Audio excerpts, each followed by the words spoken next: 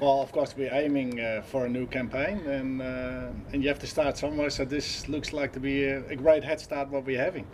It's we know it's without funding it's impossible, but we changed our philosophy quite a bit this time, and that's why our Swedish partners came up with an idea to sail for a charity, well, not for a charity, for a foundation, and the Childhood Foundation came really into minds. And I'm having a daughter myself, so we know our children basically are the future, so we have to look after them, and we know it's not that going that well everywhere in the world. Even in countries where we live, there's a huge problem with child abuse. So we've got the Childhood Foundation where we sail for, and we want to bring them a lot of recognition, of course, fundraising for them as well.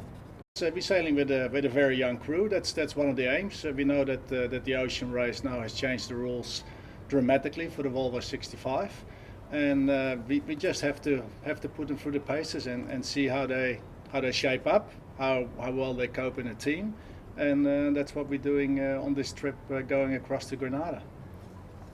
And to some extent, you could have chosen any way of getting across, or any way of training to start with. Why did you choose to race across the Atlantic? Of course, racing environment is the best way. You can train, but if you do more races, there's always that little bit of extra adrenaline running through the veins of basically the sailors on board.